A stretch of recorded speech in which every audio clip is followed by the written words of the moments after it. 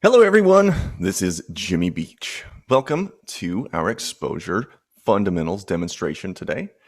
Within the next few minutes, we'll go through the basics of using exposure, and we'll touch on all the major points that you'll go through during post-processing.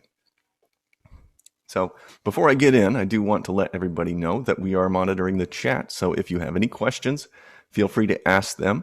I may not interrupt my train of thought so that I don't say a whole bunch of times, but I will get back to it if I can't answer it during the demo. We will make time at the end. Okay, so exposure, for those of you that don't know, is our advanced non-destructive raw photo editor and organizer. It handles a full post-processing workflow. You use it to copy images from camera cards, apply editing adjustments, creative effects. You can export finished images from exposure. You can even print directly from exposure. So exposure also works as a plugin with Adobe Photoshop and Lightroom. So you can use it in those workflows as well. Today we're not doing that. We're going to use exposure as a standalone. So a quick couple of history points about exposure is that about 15 years ago, exposure was developed for film photographers. The transition from developing analog film in the darkroom over to processing digital images in the computer was a little bit difficult for some to make that change. So exposure's wide range of accurate film emulation presets essentially gave photographers their much-loved films back. And so that's really where exposure began, and then over the course of the next 15 years, it's grown and changed and became the great product that it is today. So without further ado, let's get to work. So here we are in exposure. I have it up on my screen, and I am going to, well, the first thing that we need to do is get images into exposure so that we can work with them, right? So if you're processing images on your own at home, right, where are you going to get them? Your camera card. So that's where we're going to begin. So I'm going to click File and then Copy Photos from Card. So when you put a camera card into your computer, exposure will recognize it and then it'll bring it up on this screen. So we can see it's attached here. So I will select the source files. Now, let's take a look at this panel. This is the Copy Photos from Card panel. Across the top, there are just 3 numbers here that we can follow. So step 1 is here on the left. That is to select the source, and that is where we selected our camera card and the folder inside the camera card. Now you can also see that I have Google Drive here, and I have the hard drive on my computer, and I also have a backup hard drive here with some other images and things like that. So I don't necessarily have to copy images from a camera card. I can also do that from another drive or something like that if I was traveling, etc., etc. Number 2 is to select or review the images here inside of the camera card where we're downloading them from. And they are all checked. By default, they are all checked. So, and then over on the third step is to select the destination and options. So let's take a look. We can set where we want our folder of images to be created. So I'm creating a folder here. You can see I can select a standard location on the top, one of these, or I can specify a location. So I'm going to put them on my desktop. Okay. I'll put them on my desktop, just like that. So I selected desktop, and now underneath here, you can see it says generate subfolder. So I'm going to delete that and make a new one just to show the process. So I'm going to copy these images to the desktop and create a subfolder with Jean-Francois.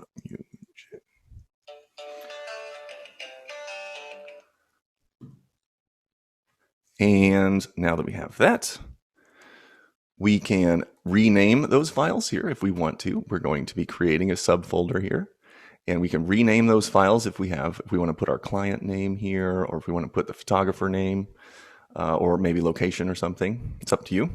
I'm going to not rename these files just for the demo. And we can also add metadata options. These are options to help you to organize your photos and apply copyright to them. Also, inside of metadata, you can apply, or you can file or assign your images into collections. You can see here I have some collections on my computer.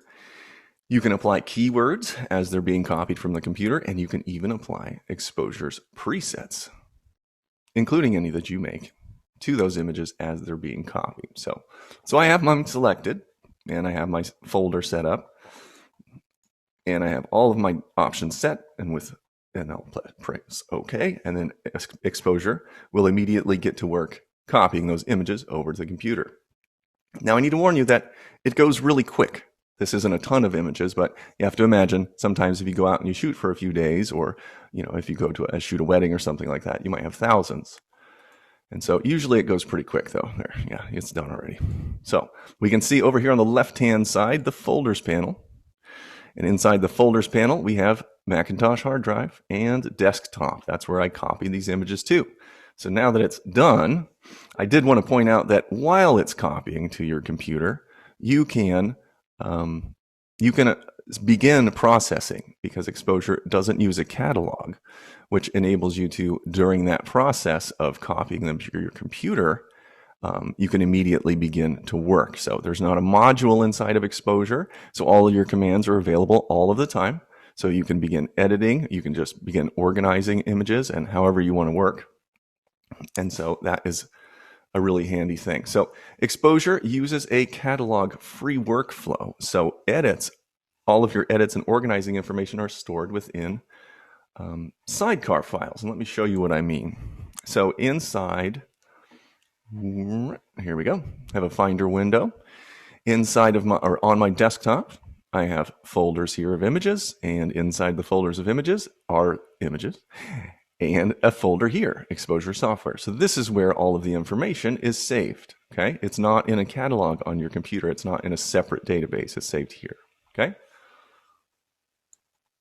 And that makes things really simple. It also makes it really easy to back up. Yeah, let me bring that back, guys. I got a little bit cart before the horse scenario. So, okay, I have all my edits applied right here in this folder inside of my image folder. If I want to back this up, I can compress it down to a zip file if I want to put it onto an archive, or I can just drag and drop it from here right over onto another location. So I can drag it, drop it right onto my backup passport drive right here. And it will contain all of the edits and all the organizing information there. So that backup process is really, really simple.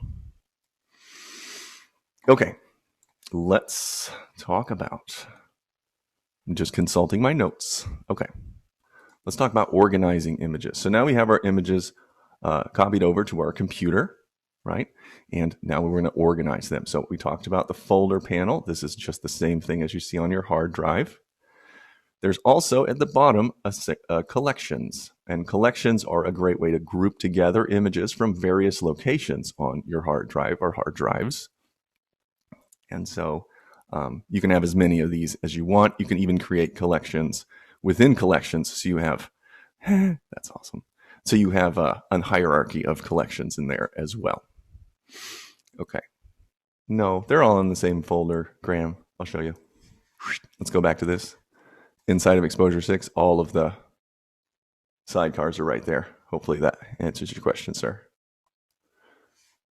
Organizing, right? So we looked at our folder structure, we looked at collections. Now let's look at culling images. So we have three ways that we can go through and apply some organizing. We can apply flags, star ratings, or color labels to help sort these images and pick out the best ones from our batch. Now, inside of Exposure, we thought about your workflow as a professional or as a hobbyist, and we wanted to make it simple and easy for people that don't sit in front of a computer and edit images all day. So we're hoping to hit all of those birds with one stone, if that makes any sense.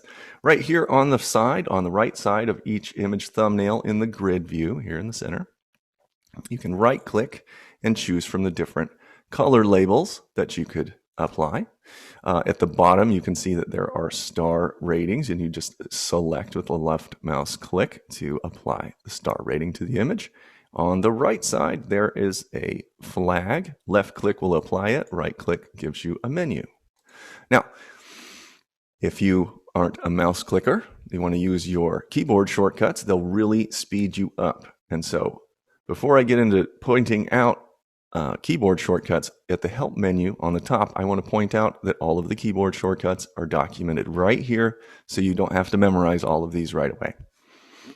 So that's really helpful. That's why we put it in the help menu, if you see what I did there. So I'm using the keyboard now and using the arrow keys to cycle or to navigate between images in the folder, just like so. So I can do it here in the grid view. I'm going to hit Tab, and what it's going to do is going to hide all the other panels. This just makes it easy to see what we're doing. So I'm going to go here. I'll hit 3 to apply a star rating of 3. I'll go here and I'll hit 8, which will give us a green label. You can see how this goes. I hit plus to assign a pick flag. I can hit plus again to remove the flag. And minus will apply a reject flag. So now that I've thrown all these things out to you, we can see how quickly it would go if we wanted to apply a couple of ratings to each one of our images and tell us some other information about how we wanted to sort it as we go through this batch.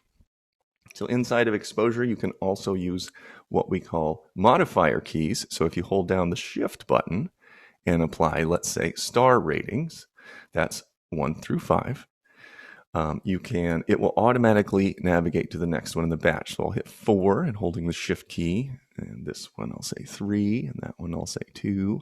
Now I'm kind of arbitrarily going through these right now, but you can see that we're getting through the batch pretty quick. I'm going to hit Tab again, bring back all of my other options there. Now, at the bottom here, we can see these are our filter options. So we just went through and we applied some ratings to these images. So now I can say I want to see anything that has at least a 3-star in there, right? And then if I wanted to apply another filter, I can at the bottom to say, oh, I want this one that I have labeled green, that is a 3-star image. So we click again, we can reset these filters.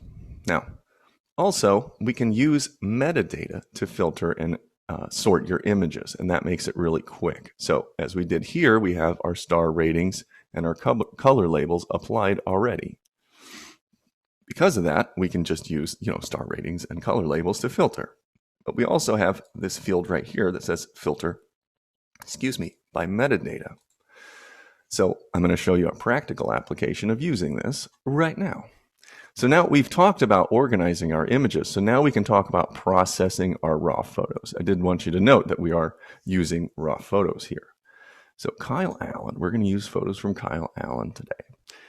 Inside of this Kyle Allen photography folder, you can see that I have some CR2 files, I have JPEGs, and there's even a PNG in here.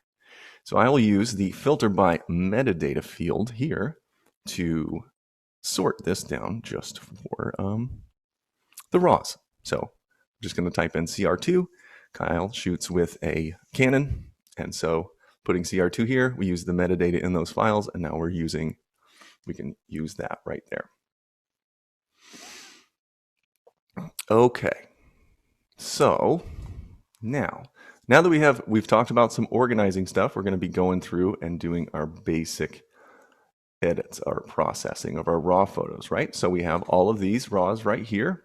Now, typically you do 2 different things when you're editing in exposure. You apply editing adjustments to correct issues within a photo, or you apply adjustments to creatively edit. So correcting issues in the photos is really the first few things that you address when you're editing. So that's what we're going to go over first today. Okay, so let's begin with lens correction. Inside of exposure, you can apply lens correction automatically. You can see here that we have a profile for this lens that this image was shot with. Or you can do it manually if you choose to. Oops, let's go to manual. And you can dial that in however you like. I will leave it back to the profile. Okay. Also, after doing something like lens correction, the next step in the process for me would be sharpening. So I want to zoom in because sharpening is not something that I can really apply when it's not on a full-size image. So I'll duplicate, or I'll double-click on that image to go to a full screen view like this. And I'll zoom into 1:1. This is usually how my process works when I'm doing sharpening and noise reduction. Okay, so we'll open the sharpening panel, We can apply sharpening to our image. And we can also make refinements with radius and detail and masking sliders. I will hold down Alt whilst doing edge editing adjustments here. And what this does is it shows me the radius that I'm using and what edges it's picking up in the image with that radius. Okay. Now, if you can see barely right here on those reflections on her eye with this radius all the way over here, it's also grabbing a whole lot of detail down in her face. So that's way too much. So I'm taking it until it's very faint and you can see barely the edge of the reflections in her eye. Okay, detail slider. This will grab texture if it's high. And so I don't want to add skin texture. So I'm going to leave that pretty low. And then I'll hold down Alt again and use the masking slider. Now what this does is it lets us choose which edges we want to apply sharpening to based on how much contrast there is in that edge. Okay, so now we have sharpening dialed in. That was pretty easy. Noise reduction is about the same process. Now, actually, it's not the same process. It has a profile for it's based off of the lens information. It's where the noise reduction is removed. Now, you can still dial in noise reduction by hand. For example, you can crank up the luminance amount if there are light and dark. I don't think there's really any noise to see. If you see light and dark noise in your image, like inside of a really saturated area, then you can dial this in, or you can increase the amount of luminance noise removal or color, or you can add a smoothing effect too, which removes noise and adds a little bit of smooth to I think smooth areas. I'm going to talk about the transform panel, but Richard, why don't you write your note, or why don't you write your question in the chat? I'm opening the transform panel here. I'll zoom back out. The transform panel is a place where you can correct for distortion, perspective, skew, things like that. You would apply them here within this panel. There's also a crop tool here where you can automatically use the angle and essentially just draw wherever you want whatever you want to be straight inside the image, just like that. It's pretty easy to use. There's also a bunch of like crop presets here, such as 1920 by 1080, which if you're making a video or something like that, that would work. You know, and there's also some print sizes, whatever, some typical print sizes in there as well. Let's talk about editing panels. Okay, so now that we haven't gone into creative editing yet. So that is what we're going to do next. I'm going to hit escape and go back to the grid view. So the presets panel is over here on the left side. And let me drag up the splitter here, and we can look at all of these different options. Let's go. This is all of them. I'll shut all of those folders. So all of the presets and exposure are arranged inside of folders that group them together in different types and categories. Make it easy to find what you need. So you can use the presets unmodified. So let me select an image here. I want this one. Okay, so I have this image. There's nothing been done to this image yet. We'll just select through some of the presets here. So I can open up, I'll select color presets, and then let's look through. There's a bunch of like colored films. This is really where exposure started, like emulating film, like I said before. And so all you can do is go over here and hover over each one of these, and you can see it apply to the image in the middle of the screen. Now there's a variety of film looks that are emulated inside of exposure. So, usually a really good option for portraits are the lower contrast versions because they can help skin look smooth and healthy. So I'll choose Portrait NC. When I select that, you can see that it applies it in the layers panel over here on the right, where we can turn that effect back off and on if we want to. We can also use these presets one at a time right here, but we can also stack presets up and use multiple presets on the image. And I'll just demonstrate that real quick. So I'll go to black and white, and we'll look at black and white films. Now this time, instead of just selecting, I will right click on this AGFA preset and choose new layer with preset. And now you can see over here in the layers panel, we have two layers. We have our Portrait NC effect layer on the bottom, and then we have AGFA APX 25 effect layer on the top. Now, each one of these layers has an opacity setting, so we can blend, and you're seeing this, and I will explain that in a second, but we can blend the effects of that layer with the effects of the layer below. So this I'll get back to the demonstration of black and white in a second, but I didn't really want to do this to that image in the first place, so I was just demonstrating. I will delete that layer. Now we're back to the portrait NC. I'll close the presets there. So yeah, so multiple presets can be used and blended together, and that's a really cool and easy thing to do. We're going to come back and talk about layers after we get through all of the other editing panels. So let's get over to that.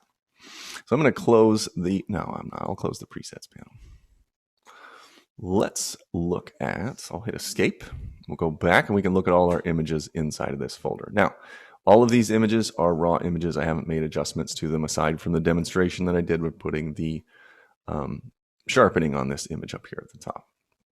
Now, exposure, you can get as detailed as you'd like with making edits to your images in exposure, or you can quickly make a handful of fundamental adjustments if that's all your photos need. So you can even, this is what I'm going to point out here, batch apply adjustments to your images simultaneously. So for example, we're looking right here in this folder. I'm going to hit Command A, and then I'm going to hit Auto. So the auto adjustments, this is the first thing I would like to point out, that this will apply intelligent edits to the images that are selected. So for all these shots that are all selected, I just hit Auto. Now, this image in particular that we have right here, we had another preset applied to it first. So this one's a little bit different than all the other ones. So I can just hit Reset and hit Auto again, and it goes right back to the way that it was, just like I had them all selected. Now, I say that it was intelligent adjustments that exposure just applied. Let's take a peek. I'll open up the basic panel, and we can see that the image, I don't have an image selected. There, we can see that this image that I have selected has an exposure value, for example, of 1.06. And then highlights and shadows, blacks and whites have been adjusted as well. Well, this image only has an exposure value of 0.47. And the highlights, shadows, etc., those have been tweaked for this image. And that's what I mean when I say that it is intelligent. It cinches and learns, or it looks at the image and applies these adjustments based off of the image.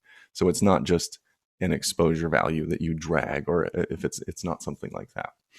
So that's a really quick and easy way to get moving with your edits, because you can dial in your editing adjustments to process the images that you feel looks good for you. So once you have this set up, you really don't need to keep messing with it. You can just apply edits, automatic edits, to get moving along in your editing or developing workflow. Okay, so we have a crop tool. Zoom in on an image here, double click. We have the crop tool and straighten tool, which I showed you before, and you can see that it's locked into position. So I can trim that down like that if I wanted to. It's cool. And we also have a spot heal tool right here. So that would be for removing blemishes and things like that in images. And let me zoom in and I will give you a little demo. We can see that here on the back, or this might be a sensor spot. So something like that is really easy, and you don't really need to think about it. You just select it and let it work. Then we'll get into some more retouching stuff in a little bit. If you see some things that you'd like to take care of, then you can with the spot heal tool. It's really easy and quick to work with. There we go. Once you close the tool, then the little marching ants around the blemish removal go away. So if it's blocking your view, then you can close that tool and they'll go away. All right, so you can also use, there's a clone mode inside. I didn't show you that. There's a clone mode inside of the spot heal tool. You can see it right here. Clone is better for when you're when you're trying to remove a blemish or something that's a distraction that has texture or harder edges. So that's a good option there. Okay, so now we talked about the auto adjustments. We talked about the spot heal tool. We also have a brush tool, and I'm going to come back to that. So we'll come back in a second to there. But let's talk about the basic color and tone curve panels. And these are kind of the bigger picture fundamental things that we can do to make edits to this image. Now, on the basic panel, I already pointed out that we have the auto button, the auto exposure options.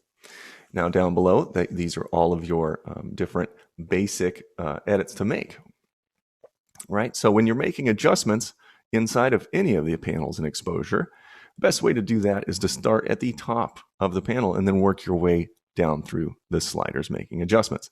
The adjustments at the top usually affect more. For example, exposure affects all of the tones inside of the image, where the highlight slider only affect a smaller segment of the tones in the image.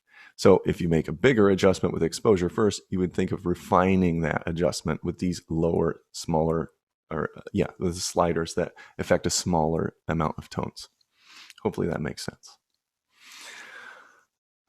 Let's see here. So we can adjust these after we have applied our auto adjustments. We can always dial in our adjustments to work the way we want to with our image. So also on the left over here, I have the histogram open. You can also grab directly on the histogram if you'd rather make adjustments that way. Okay, I'm going to close that panel. You know what? I'm going to close this dock. So now we can see all this stuff over here more better. Let's talk about the color panel. The color panel is a great way to apply, color toning effects really simply. Actually, you can make them very strong if you want to, or you can make them cool. This is just really easy and quick. There's also presets at the top for adding different hues to the image. Now, these also work in black and white as well. Now, we'll talk about, and then we also have on the color panel, we also have the hue, saturation, and luminance sliders down below here. And these are great ways to make edits and adjustments to the image. So the hue saturation, for example, if we want to make adjustments to certain tones within the image, we can do that here. And we can use, for example, we can add some pink to skin tones. Well, skin tones usually between orange and red. So usually, there we go. You can see it in the jacket, actually. In this one, it's really easy to see. So as I make adjustments to this reds slider, then I'm impacting the colors in this jacket here. So if I say it's too pink, I can make it more orange, to make it look more, I don't know what color that would be, like mink. I'm not sure. Anyway, so I'll make an adjustment there. Also, let's say we want to make adjustments to the saturation. We can do that here inside of the saturation area. One thing to point out is that you can easily desaturate or increase saturation in some of the tones. For example, the mid-tones in this shot could use a little pump. So I can add a little bit more saturation to them, and you can see that just brightens her up, but not too much so that she looks like a clown. So there we go, add a little bit there. Also, luminance is another way. This adjusts the brightness of the color tones in the image. Instead of selecting individual tones, we can, instead of assigning everything, instead of grabbing individual sliders here, we can use the tone selection tool or the color selector tool and grab a tone inside the image. Let's say like this, let's do this green. And then if we want to brighten it, we can just drag up, and then you see that the blue and greens sliders are being affected as I push that to pump it up, right? So we don't necessarily have to use all of those individual sliders to control that. We can do that right here. You can also do this with multiple points inside the image. So if we wanted to grab another tone, let's say, and make it a little darker, we can do that same type of thing. Okay, so I'm going to close the color panel. Let's talk about tone curve. Tone curve panel is another way of selecting and making adjustments to the tones in the image. If you are a curve editor user, then you'll feel right at home with this because there's a curve editor right here. So you can easily add some brightness right in the center values of the image. We can add points to the curve if we want to make some funky contrast curve like this, or we can, and once you have a point on the curve, you can move it and manipulate it, or you can just remove it by dragging it off the side. So do it like this. We can also raise and lower the ends of this, which will like raise our black point up instead of being like making more of a milky blacks look, like so. Now, I'm going to take that off, and I'm going to put that back down. Okay, so now there's also presets along the top. So you'll notice bars like this inside of exposure, and these bars have tons of different preset options for applying curves to this image. So milky blacks, you can see that they have a preset already for that. So there we go. I'm going to adjust that down just a little bit to customize it. There we are. Happy with that. Now, split toning's down here below, and split toning adds a separate tone to the highlights and to the shadow areas inside of your image. So it really is a popular option in black and white photography. They used to use different chemicals to do this inside the darkroom, but there's also some color options which can add some cool looking subtle toning. You can always adjust and customize any of these effects to make them appear however you'd like to on your image. Are all adjustments stored individually with each asset? I think that you mean inside of exposure. So all of their edits, all of our edits and organizing information are stored within the sidecar files. There's my demo. See, on the desktop, we're editing these photos. And we can see inside of here, these are our sidecar files. So everything that I've been editing so far are saved right here within the sidecar file. Okay, so we've talked about some creative effects now. We made some tweaks to this image and made it look a little bit cooler and nicer. It does look a little bit flat to me, so I think I'll add a little bit of contrast to it. Better. Okay, now, let's look at a new image. So let's talk about, this one's cool. So I'm going to hold down the backslash key. You can see this was a before we applied any of the adjustments to the image. And if I let go, that's the after. So those were our automatic adjustments that were made on the basic panel. Okay, so let's apply some other some other effects to this one real quick, and we can, and then I'll talk about how to use the layers. So I'm going to add a vignette. We can choose from one of the presets here. And inside of exposure, it's really easy to create an organic, cool looking organic vignette. And I'll do that. We do that with distortion. You can see it's changing as I adjust these sliders and the size of the distortion lumps. So, and then I'll add some softness to give that nice look there, and then dial it back. There we go. Okay, so that's vignette. Really easy to make an organic looking vignette inside of exposure. Tons of different options. And you can also always randomize the way that those lumps, those distortion lumps, are applied to that vignette shape. So now let's talk about bokeh, which is another great way of drawing attention to the subject in a photo. So I'll drag that right up here, and this is a focus region that I'm manipulating here inside of the image in the middle. Let's turn the amount of bokeh up, and you can see her shoulders and waist down here in this shot are now blurry. So obviously, there's a ton of uses for something like this. However, if you have, it's a really good option for portraits like this, just for a very subtle touch. Now, I say subtle touch, and it's pretty blurry down here. So I will make that amount much less pronounced, and then we'll close the bokeh panel. So now we have a vignette and we have some bokeh to help draw that attention right there into the middle of this image. Another thing that we can do is we can add grain. Grain in exposure is second to none. There's tons of grain controls. Grain is also included inside of the creative film emulation presets in exposure. So, for example, a grainy look like there's some of the Polaroids are, some of the vintage ones, older ones are, they include grain in them, and you can see as I hover over them on the image, there's lots of grain. For example, that one.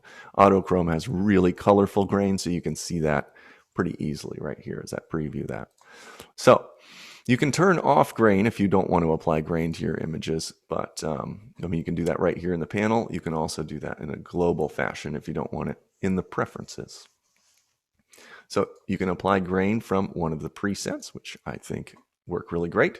And then you can control where the grain is applied in the image to the tones. So if you don't want to see a lot of grain in your shadows because you want those to be crisp and you don't have very dark, deep fields of no color or very dark colors, then you can pull that back. Or if you have a lot of really dark colors and you want to see more grain, you can add more of it there. You can control if you want to see anything in the midtones or not, or if you want to put more in the highlights, however you see fit. So you can also adjust post-process or push processing, which will add contrast and more roughness to the grain in the shot. So we'll go ahead and close that. Overlays.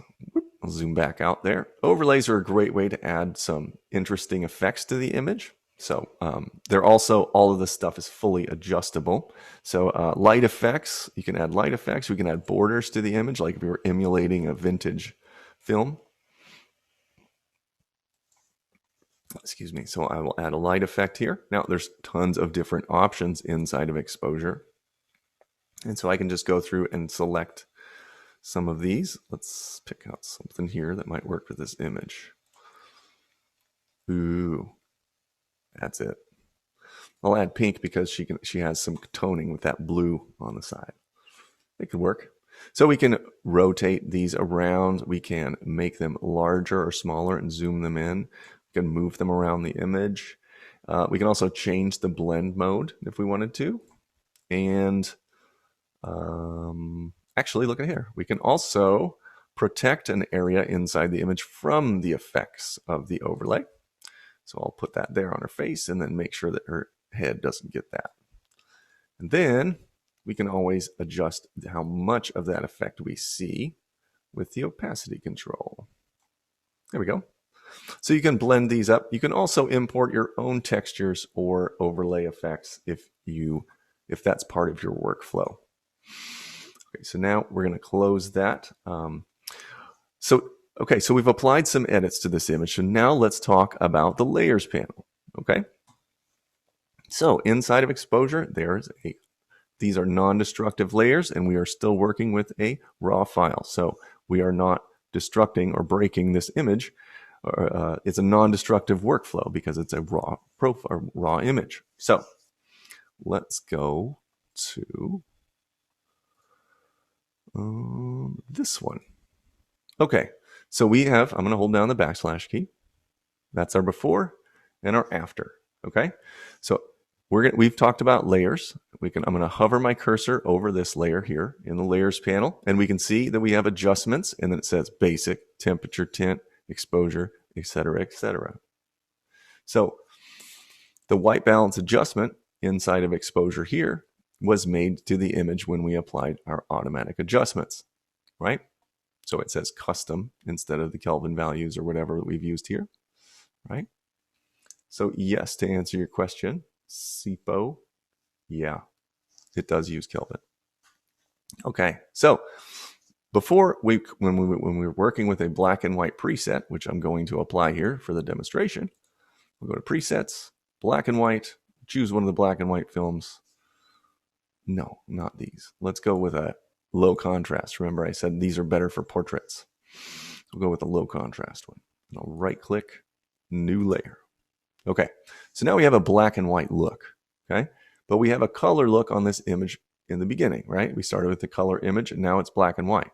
You can see at the top of the basic panel, it has a black and white option. It also has a color option, right? So the color option, well, the black and white option, this is the preset, the Kodak plus 125 preset, okay? But let me delete this layer. I'm going to hit add layer just so that I can separate this next thing that I'm going to do from my, let's rename that here, basic edits. Now this layer up here on top, I'm going to change it to black and white. And all it is was just, that was all it did was just desaturate, essentially. I took the saturation slider all the way down, right? Well, as I make adjustments to this, if I want to blend this image, right, I want to blend my black and white processing that I just put here. You can see that it says when blend base is set to black and white, your adjustments are blended with a black and white image, right? But if I want to blend this with the color image, right, I can still remove the saturation, and then I can play with the opacity of the layer to blend it with the original image, right? So if I blend a color base and apply my desaturate to make it a monochrome image, I can blend that and it only applies a little bit of that desaturation to the image. So that's what the different modes are there. That's why when you apply a black and white look, right, and then I go to change that opacity, what it's going to do is blend my Ilford XP2 preset with just a desaturation, right? So it's going to be black and white the whole time. Anyway, so let me get rid of that because it's a little confusing. Okay, so now let's talk really quick about applying some adjustments to this image, and then we'll see where we can go from there. So we have let's make some effects on this image really quick. So we have our basic stuff applied already. Let's add a new layer. I'm going to select my brush tool here, and from the presets, I'm going to soften the skin. Okay, so it turned the layer black, the layer thumbnail black, you can see right here, and my image still right here in the layers panel. Let me close this dock. So now let's zoom in tight. Okay, I'm going to use the space bar to pan around the image. Okay, so we have some texture, right? So we talked about using the spot heal tool before. This time I'm going to use soften skin. Now I can apply it with the brush just like this and paint it on where I want it to be. And make it super strong so that there's no detail at all there. I'm just kidding. It's way too strong, right? So then I can turn the opacity of that down to blend it in with the image so it's more of a subtle effect. There, you can see it. Let me make it a little more strong. Sometimes it doesn't show in the video when you're doing really detailed work unless you're really zoomed in. So there we go. Take some of that texture out just like that. And instead of going through with our retouch or with our spot heal tool and go to each one of these individual pores to try to take them out, this is a much quicker and easier way to do that. Now I know what you're thinking. I will have to go then and brush all of this other, skin around where there's texture to tone some of it down, and then there's probably some other stuff that I have to do. So here's what we're going to do. I'm going to reset that mask, right? So now our effect is our softened skin layer. The effects on this layer are not applying to the image, okay? I want to use information in the image. I'm going to hit Command minus, zoom out. I want to use information in the image to make this mask automatically. And to do that, I'll use the color constraints. So instead of brushing by hand, I will just use the eyedropper here and the hue to tell exposure to create a mask based off of that tone. Okay. Now you can see, I need to zoom back in, Command plus. You can see when I did that, it already grabbed a hold and made our mask. So I'm going to click the show mask button, and you can see where the red is. That is the mask boundary that was automatically selected. Ew, and it looks like we got a little bit here, a little aggressive here in the background. So that's why these hue, saturation, and luminance sliders are so handy. We can just drag some of that saturation, and if the pixels are not very saturated, they are removed from our selection boundary. So we can add a little bit more feathering if that encroaches on her face. You can see there in her forehead as I drag very subtly. So I want to get as much of that as I can, but I do not want this background to be selected. We can also make further refinements with the luminance control here. For example, you can see right next to her face and in her hair, we have some of those pixels. So I will drag up from the bottom, so we're not including the very dark values. Now look at her neck as I drag to the right. See how it starts to deselect some of those tones? Of course, I want to include those tones so that we're applying that look very nice and neat. There we go. We can also apply some suppression of noise and feathering for those edges as well. Just a little bit here and there looks good. Now, I'm going to turn off my show mask. Now let's go back and zoom in. And we can see that we have our effect. I'm going to hold that. Let's go back up here. I'm going to close my brush tool, and then I'll turn off this softened skin layer and turn it back on. Now you can see that we have, now that did add a lot of softening to this skin. Looks really cool. Another thing that we can do is we can dial that softening skin in with some tweaks. So sometimes, let's say we already have our selection made. It looks really good. I'm going to add another layer so that I can copy, paste, so I have the same mask boundaries. And now on this layer, I'm going to close that. I'm going to go to the basic panel and I will take some of the clarity out. Okay, so taking clarity out is another way that you can add some skin smoothing effects, and that's to all of the skin because of the way that I have my selection here made, right? If you hover over the thumbnail in the layers panel, you can see where the selection is, okay? So there's a couple of quick ways that you can get rid of a lot of skin texture. Let me rename this, and this is clarity. Low clarity. Okay, so both of these are affecting the skin, and now if I want to go back in there and do a couple of little retouches with the spot heal tool, I can. Otherwise, I think that looks pretty good. So now that we have all of our different layers in here, we can move them around in different order if we choose to. So you just grab a hold of it here. Nope, you just grab a hold of it here. Come on.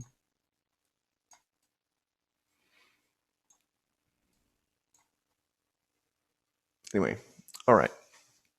So I think that we have touched on a whole bunch of different things today. We talked about the how to use the color constraints to apply to automatically generate masks and exposure. So we can apply things like creative blurring effects like this for retouching purposes.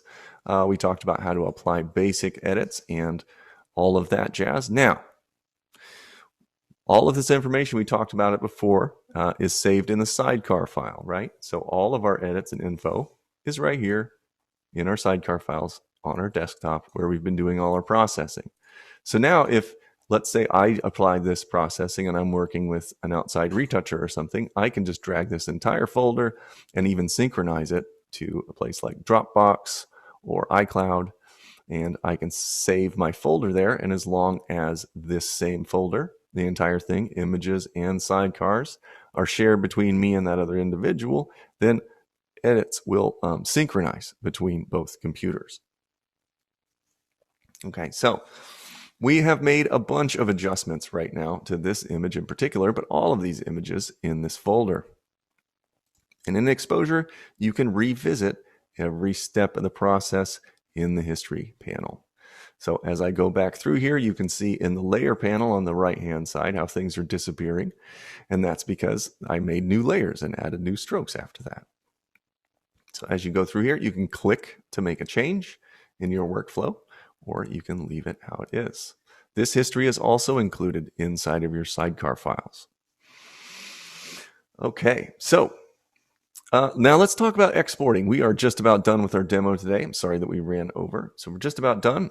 Exporting is an easy and quick way to get images out after you've made adjustments. These are all raw files, so none of the adjustments that we've made here we can see, and we can't, if we want to share all of the edits that we made, the edited versions of these images, we need to export them. So I've selected them all, and I can hit Command E to go to our export dialog.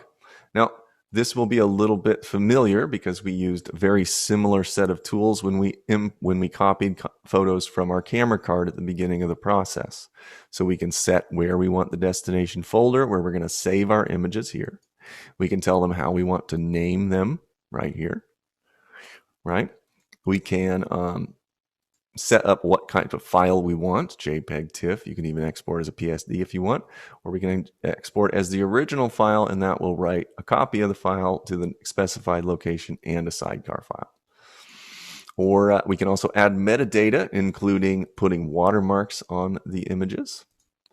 And we can resize that image to whatever size that we want, right? So now if I hit export, I have, how many images do I have selected? 7 images selected.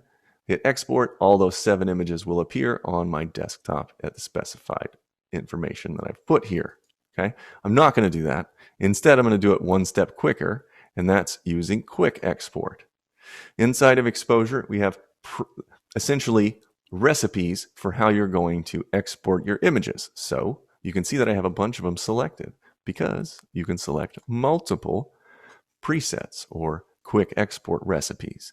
So if I want to export to Facebook, I want to export to Twitter, Instagram, 500px, I can export to all of those at the same time on all 7 of my images that I have selected. So you can see here the image size has been specified.